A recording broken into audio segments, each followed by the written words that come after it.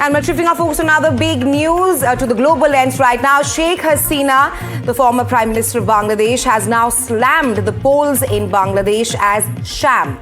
Hasina has said disgraceful chapter in democracy targets Mohammed Yunus-led regime and also seeks annulment of polls. She also says resignation of Yunus and has also demanded release of prisoners, free and fair re-election. And well, that's the big statement of the Bangladesh Awami League President Sheikh Hasina on Bangladesh's 13th national parliamentary election, which took place on the 12th of February. And well, to tell us more about all of this, my colleague Saurabh is now joining me live from Dhaka. Saurabh, the BNP-led Tariq Rahman is all slated to win the elections in Bangladesh. What does this mean for India as we speak?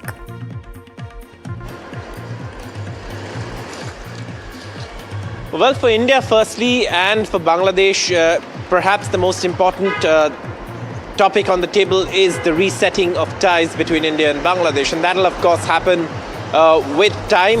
And, of course, this is something that is on the cards. But obviously, Prime Minister Modi's very warm message following up with a telephone conversation with the Prime Minister-designate of Bangladesh, Tariq Rahman, is something that obviously is signs of a reset.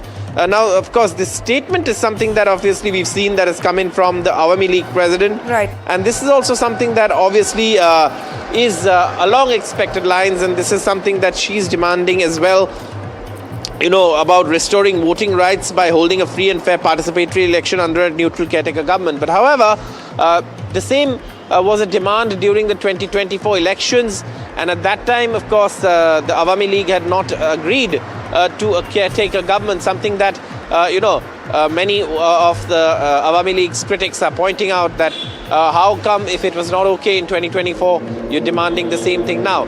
But Right. this has been, the Awami League's, of course, statement saying that they don't believe. But this is something also that in Bangladesh, there's a sense that in this election, it was participatory, and it was also something that people got the right to vote. However, internal politics is something that obviously will continue.